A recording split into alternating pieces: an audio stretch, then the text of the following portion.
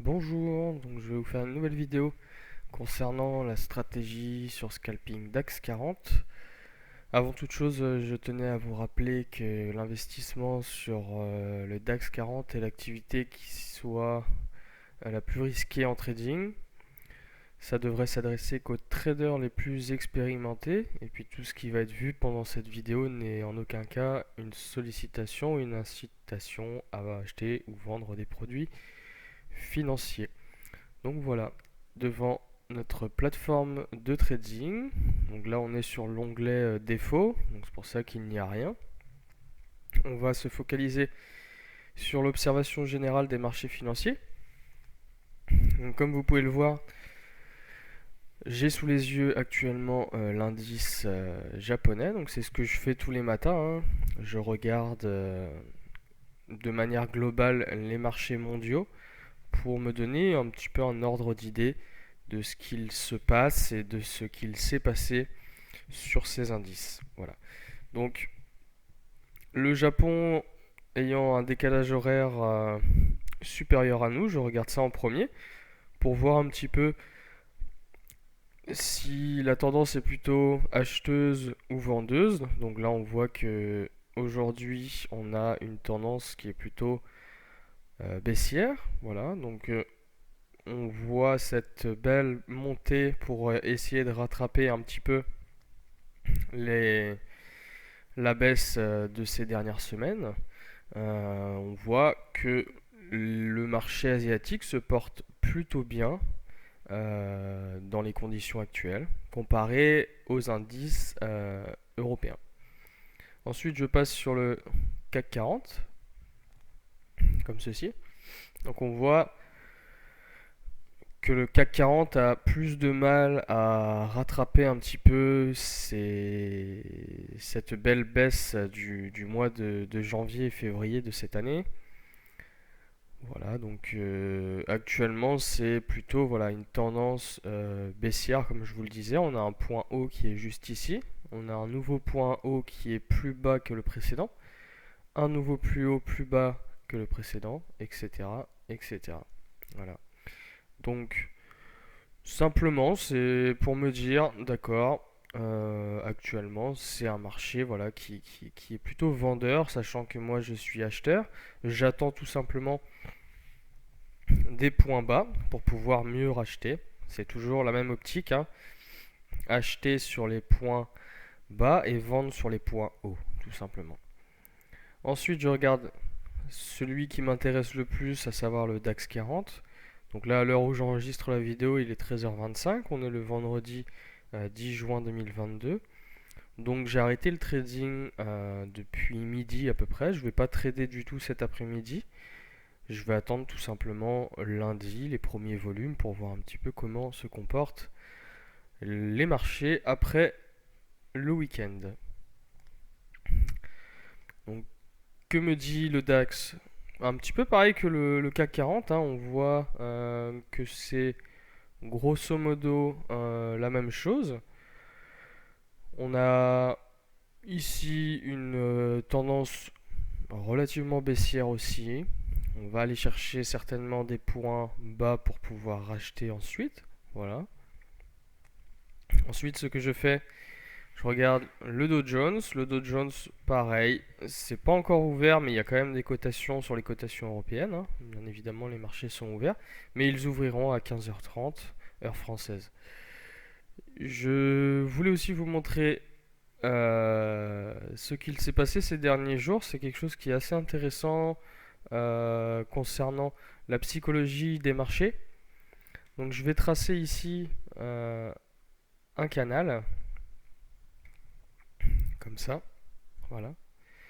Donc ce canal, ça s'appelle un range. Donc un range, en fait, c'est une continuation de points hauts et de points bas, en fait. Point haut, point bas. On voit que le marché reste dans cette zone-là. C'est-à-dire que les investisseurs sont dans une période d'attente. Est-ce que on va aller plutôt à la hausse ou à la baisse? Et bien là, on voit que suite à plusieurs jours, on va dire une semaine de cotation, les investisseurs ont décidé hier de casser le range à la baisse. Qu'est-ce que cela veut dire? C'est que les investisseurs ont décidé de vendre massivement en fonction des annonces économiques, à savoir le relèvement des taux d'intérêt des banques centrales, des guerres par exemple en Ukraine, des confinements liés au Covid, etc., etc. Donc en soi, ce qu'il se passe à l'échelle géopolitique, je m'y intéresse un petit peu bien évidemment, mais c'est pas quelque chose qui va m'intéresser au final sur ma façon de trader. Moi, ce que je regarde juste, ce sont les bougies, ce que veut me montrer les marchés. Donc moi, je l'interprète en fait à ma manière. Voilà, je me dis, on avait une période de doute, et maintenant, cette période de doute a été confortée par l'envie de vendre massivement. Voilà. Si ça avait été l'inverse, je me serais dit, il y a quelque chose qui est bien au niveau géopolitique, donc on va repartir à la hausse. Mais là, c'est l'inverse. Donc, je me dis que on est toujours en phase baissière, on n'a toujours pas été chercher des points bas. Donc, moi, ce que je fais, c'est que j'attends tranquillement en regardant les graphiques. Et puis, quand je vois des signaux, bien évidemment, je vais y aller. On continue sur le S&P, donc les 500 plus grandes entreprises américaines. Donc là, c'est un peu la locomotive mondiale, hein. Les 500 entreprises américaines, c'est quelque chose qui pèse beaucoup, beaucoup sur les marchés mondiaux. Donc, comme le Dow Jones, on voit ici ce petit range, voilà, et on a fait exactement pareil. On est parti à la baisse, voilà. Donc, on n'arrive pas à poursuivre cette belle poussée haussière qu'on a eue ces dernières semaines. Je regarde ensuite le Nasdaq, donc les entreprises technologiques américaines, qui recensent les GAFAM, que vous connaissez certainement. Donc là, pareil, c'est assez intéressant aussi de voir cet indice qui littéralement est en train de perdre énormément de terrain. On voit qu'on n'arrive vraiment, vraiment, vraiment pas à repartir de façon claire, nette et précise à la hausse. Voilà. Donc, pour moi, les signaux sont au rouge en termes d'analyse fondamentale, on va dire, c'est-à-dire que les marchés sont tous baissiers, hormis l'indice japonais qui lui arrive à se stabiliser tant bien que mal sur des niveaux assez stratégiques. Voilà. Donc, on poursuit une fois qu'on a fait tout ça. Voilà, ça prend pas très très longtemps, hein, une fois qu'on a l'habitude. C'est vraiment pas du tout quelque chose qui doit vous impacter sur votre façon de trader, en fonction de la stratégie que je vous présente sur le scalping DAX. Mais c'est plus pour forger un petit peu votre connaissance et votre compétence d'analyse en tant que trader. Voilà, c'est juste intéressant de voir un petit peu ce qu'il se passe. Est-ce que c'est plutôt positif pour les investisseurs? Est-ce que c'est plutôt négatif? Voilà. Et aussi, ça vous donne des points d'entrée en fait clés que vous allez pouvoir repérer. C'est-à-dire, plus on va aller chercher des points bas, plus ça va être intéressant de se dire bah écoutez, là je vais pouvoir vendre, là je vais pouvoir acheter, etc., etc. À savoir que la stratégie sur Scalping DAX est uniquement acheteuse, donc plus le marché va descendre, plus ça va être intéressant de se dire bah là c'est vraiment bas, on n'est jamais trop bas, on n'est jamais trop haut en trading, mais ce qui est intéressant c'est de se dire voilà, c'est le marché arrive à rebondir sur des points clés, et donc moi je vais aller chercher ces points, on va regarder comme ici, c'est quelque chose qui est assez intéressant. Vous voyez que ce point bas est copie conforme de celui-là. D'accord? Donc, quand vous arrivez à repérer ces choses-là, vous vous dites que le marché, il a une mémoire. Il se dit, ah, j'ai déjà été chercher les 13 275. Eh bien, potentiellement, qu'est-ce qu'il a fait le marché? Eh bien, il a été chercher exactement le même point et il est reparti à la hausse. Voilà, tout simplement. Ensuite, qu'est-ce qu'il va faire? Est-ce qu'il va aller rechercher ce point-là? On n'en sait rien. Est-ce qu'il va le casser? On n'en sait rien. Est-ce qu'il va rebondir ici? On n'en sait rien. Mais c'est plus pour se dire, voilà, c'est toujours intéressant de voir un petit peu cette vision globale du marché. On peut regarder aussi juste là. Hop. Bon, on voit rien. On est encore en train de descendre. On n'a toujours aucun support qui est intéressant. Donc, toujours pareil, je me dis que le marché n'a certainement pas fini de baisser. On va supprimer ça. Et on va retourner sur notre plateforme de scalping. Donc je vais ouvrir le 5 minutes. Voilà. Donc dans la précédente vidéo, on avait placé ces lignes verticales qui représentent une journée de trading, comme ceci. Voilà, tac, comme ça on a vraiment une vision globale de la veille. On voit que le marché ici, toute la journée, il a baissé. Il n'y a pas eu de signaux potentiels. Non. Donc je vais vous parler un petit peu plus en détail de la stratégie, parce que la dernière fois que j'ai tourné une vidéo, c'était vraiment pour vous montrer la technique de franchissement de moyenne mobile et la technique de rebond. D'accord? Donc on voit ici que le marché il descend. D'accord? On voit que la moyenne mobile ici n'est pas très très loin du marché. Voilà. Peut-être qu'on va vivre en direct un trade, comme ça je pourrais vous montrer un petit peu comment j'effectue un trade en fonction de la stratégie. Mais avant toute chose, on va s'intéresser à cette ligne rouge que j'ai placée juste ici. Donc on va l'enlever, voilà comme ça. Donc ce que je vais faire, c'est que je vais faire ça. Voilà, donc là, hop, parfait. Donc on va oublier tout ce qui s'est passé hier et aujourd'hui. On va juste se focaliser. Hop, je vais matérialiser ça, insertion. Alors forme, hop. Donc on va dessiner ça, tac. Voilà, c'est parfait. Ok, donc je vais mettre juste une couleur pour vraiment qu'on se mette comme ça, tac. Ok. Donc hier, qu'est-ce qu'il a fait le marché? On voit que ici c'est la nuit, il se passe pas grand chose. Hop, il ouvre à 8h le matin. Hop, tac, ça monte.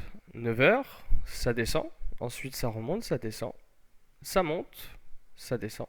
Ça monte, ça descend. Ça monte. Et après ça descend. Hop, je mets juste comme ça, voilà. Alors, hier matin, il était, bon, allez, on va dire, entre midi et 13h. Donc je vois ça, entre midi et 13h. Et je me dis que le marché, il a essayé de franchir une première fois les 14 375 points. Il a été le chercher une fois, il a fait un joli arrondi, point de contact, hop, un deuxième point de contact, hop, et un troisième point de contact. Donc là, le marché, en fait, il veut juste me dire quelque chose. Il faut juste savoir interpréter le marché. Pas l'interpréter à sa manière, mais l'interpréter de façon logique. De façon logique, comment ça se traduit? Ça se traduit que le marché, en fait, il me dit qu'il a essayé une première fois de franchir les 14 375. Il n'a pas réussi. Une deuxième fois, il n'a pas réussi. Une troisième fois, il n'a toujours pas réussi.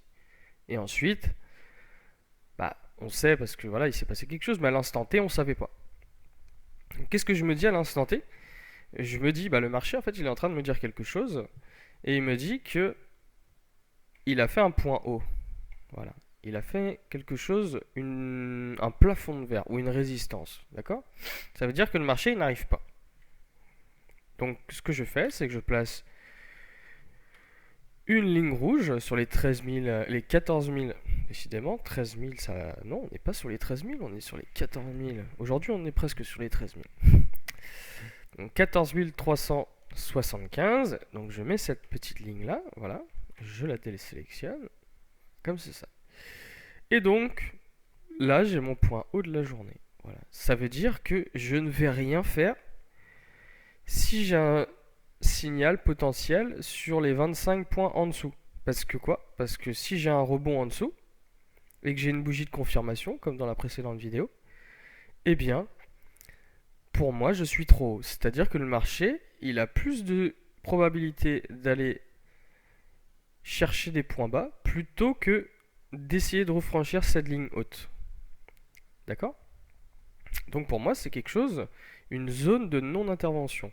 On peut la matérialiser aussi, comme ceci. Tac, on va faire, hop, une petite, comme ça. Voilà, ta ta ta.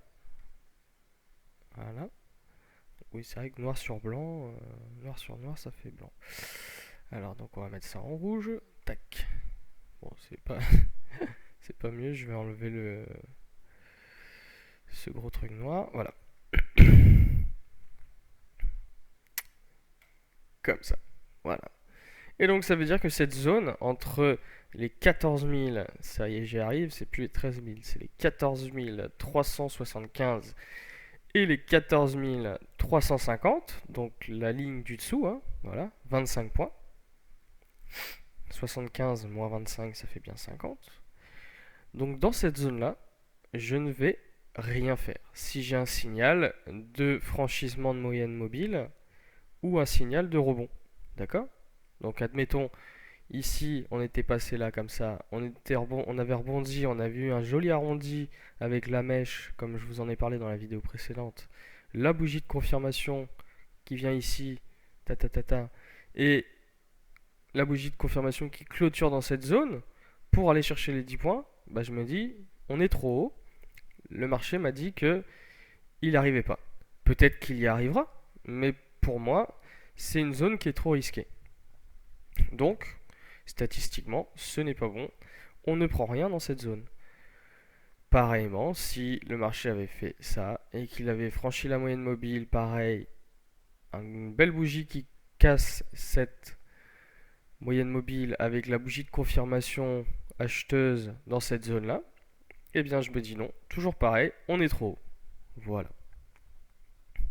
Une fois qu'on a vu ça, soit vous laissez le rectangle rouge, hein, bien évidemment, dans un premier temps, si vous n'êtes pas à l'aise. Une fois que vous avez repéré les points hauts du jour, généralement c'est 2 voire 3 points de contact. Hein. Pour qu'on ait un point de contact, c'est pas assez. Il a été cherché qu'une fois, c'est pas assez. Mais par contre, 2 ou 3 comme ça, hop, on va bouger ça. 2 ou 3 comme ça, c'est vraiment très puissant. Ça me dit vraiment que le marché n'a vraiment pas réussi malgré sa bonne volonté. D'ailleurs, on voit, hein, une fois qu'on a fait le point de contact ici, le troisième, le marché a baissé. Il a fait une belle mèche comme ça. Il a vraiment essayé. Là, il est allé comme un bourrin. Il s'est dit, bon, j'ai envie d'y aller. Paf. Et là, oh, il est redescendu. Bon.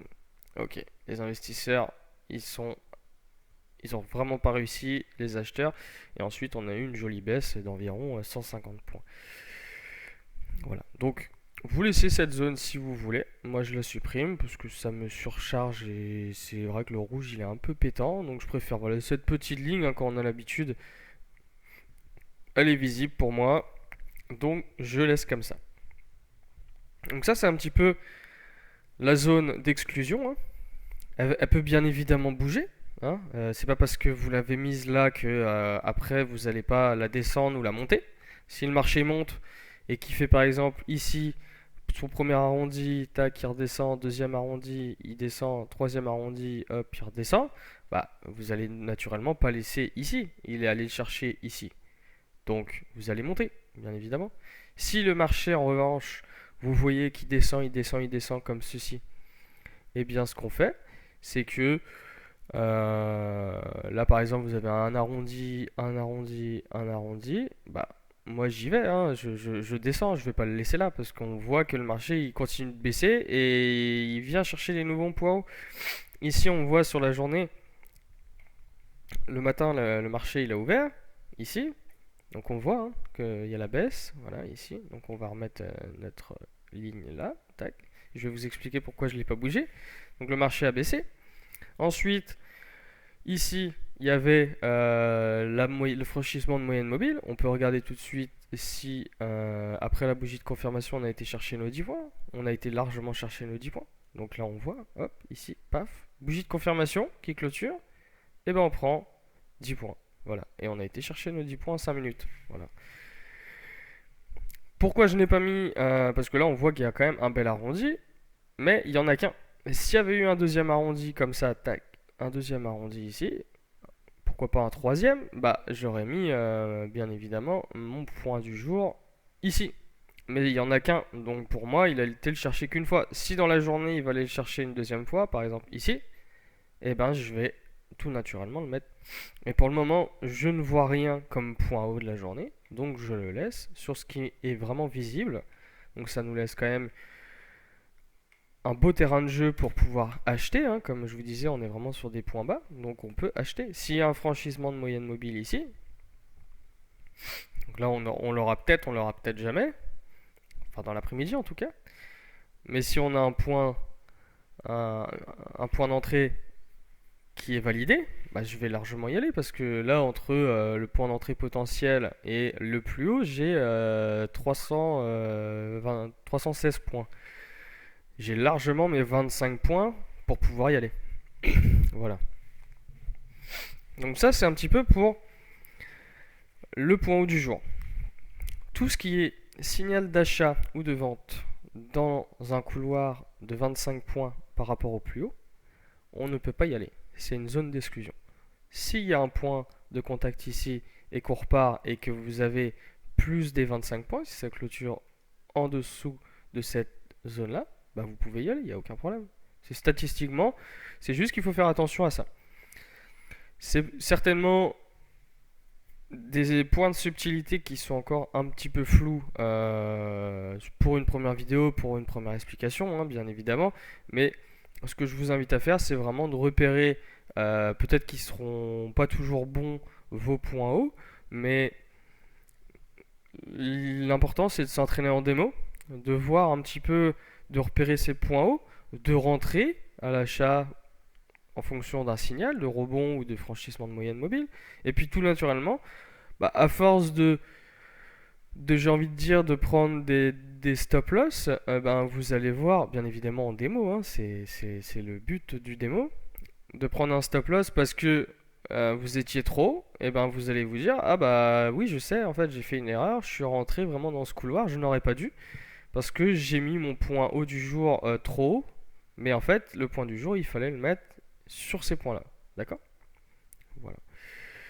Donc ça m'a pris moi du temps, hein. Je vais pas non plus vous dire que j'ai tout compris et tout appliqué à la lettre dès les premières semaines. Ça prend du temps, c'est du travail, c'est de repérer vraiment ces points hauts du jour qui sont pour moi susceptibles d'être des points de résistance, hein. Quand le marché résiste, c'est un peu comme un plafond de verre, il n'arrive pas à y aller. Il va y aller, mais quand on n'en sait rien. Donc voilà. Ça, c'est un petit peu pour le couloir des 25 points par rapport au plus haut. Alors, je vais faire comme ça. Tac, voilà, super. Ensuite, il y avait quelque chose d'assez intéressant ce matin. Et c'est pour ça que je vais vous montrer tout de suite pourquoi il ne fallait pas le prendre. Donc, pas ce matin, hier après-midi, pardon.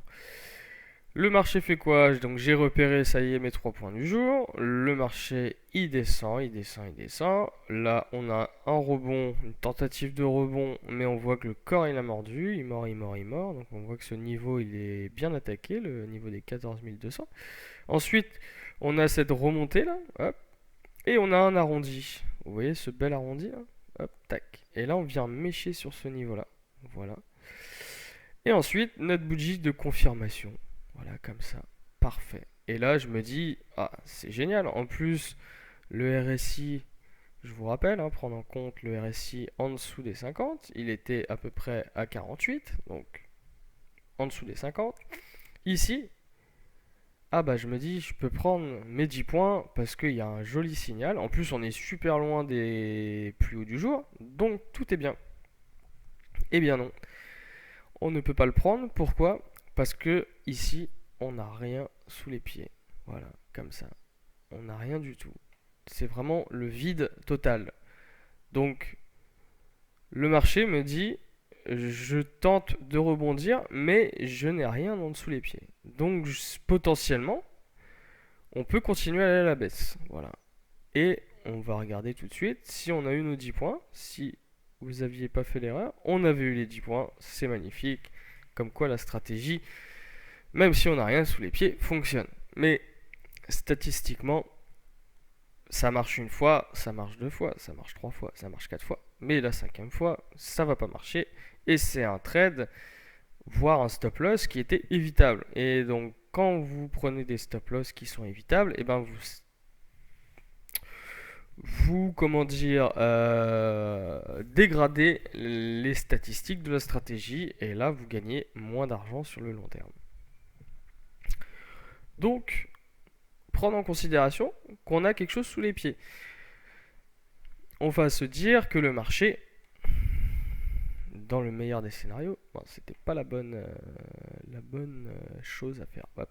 On va dire que le marché était ici. Bah, il a fait une grosse chute monumentale. Ok. Donc le marché s'est arrêté ici. Ok. Et donc il est remonté. Bon, c'est pas super de dessiner. Hein. C'est voilà. Voilà. Donc on va dire le marché il a rebondi ici. Voilà. Tac. On va mettre un pouce parce que c'est cool. Voilà. Donc on voit le marché ici, il a descendu, il descend, il descend, il remonte, il remonte, il remonte. Donc on a été chercher les 14 125, c'est ça, hein, 14 125, on va vérifier. 14 125, parfait. Le marché remonte, il redescend, il rebondit sur les 14 200. Et donc là, qu'est-ce que je me dis? Eh bien oui, je peux y aller parce que j'avais quelque chose sous les pieds. Le marché est descendu beaucoup plus bas. Mais dans le scénario actuel, il n'y avait rien sous les pieds. Donc, on ne peut pas y aller, tout simplement. Voilà. On va tout supprimer. Donc voilà pour la subtilité un petit peu de la stratégie. Quand on a quelque chose sous les pieds, on y va. Et quand on n'a rien sous les pieds, on n'y va pas. On peut regarder. On va remonter un petit peu à une date. Je sais pas quoi mettre. On va mettre le 15 04 2022, comme ça on va retourner sur le... Je me souviens absolument pas de ce qui s'est passé, mais on va regarder ensemble ce qu'il y avait à prendre ce jour-là. Et bien là, on a quelque chose, regardez. Le marché, qu'est-ce qu'il fait? Ok. Donc là, les points hauts, bah si on va prendre ça, on va oublier ce qui s'est passé juste ici. Voilà, donc vous voyez, c'est très visuel, hein. Moi je les repère tout de suite. C'est juste un petit peu d'exercice. Voilà, donc on on était là. Hop. Donc on va oublier ce qui s'est passé dans ce carré rouge, d'accord? Donc on a ce joli point. J'aime pas le rouge, ça me casse trop les yeux. Voilà. Hop. Parfait. On a ce point haut qu'on voit, hein, un point de contact, deux points de contact, trois points de contact. Ah bah là, on se dit 4 points de contact. Le marché il a briqué ensuite, mais il m'a dit attention. J'ai été une fois, j'ai été deux fois, j'ai été trois fois, j'ai été quatre fois. Donc là, c'est vraiment clairement le point haut du jour du 14. Donc on est au mois de mars, hein, avril, pardon. 14 avril, ou 20 avril même. 20 avril, donc c'est pas bon. Qu'est-ce qu'on a ensuite? On a ici cet arrondi, tac. Le marché, il remonte. Et là, on a ici un nouvel arrondi. D'accord? Je sais pas si c'est bon ce que j'ai fait. Je m'amuse des fois. Ok. Donc là, on a notre point haut, point haut, point haut. Le marché, hop, il fait un arrondi. Ici, il vient mécher parfaitement. Ok. Parfait. Donc ici, bougie baissière, donc c'est pas bon. Bougie haussière, mais qui clôture pas fortement au-dessus de la précédente. Et là, elle clôture. On voit que le RSI, il est en dessous des 50. Il était environ à 45. Donc, d'après vous, est-ce qu'on peut y aller ou pas? Eh bien oui, parce que la bougie est en dessous de cette zone d'exclusion. Voilà, regardez. Hop. On va mettre ça en rouge.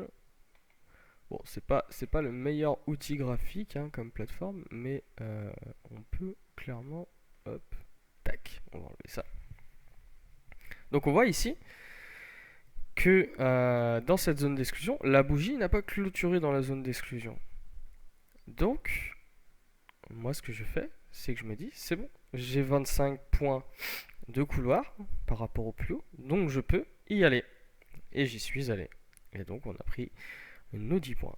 Hop, tac, 10 points. Ensuite, il y avait quasiment un trade coup sur coup.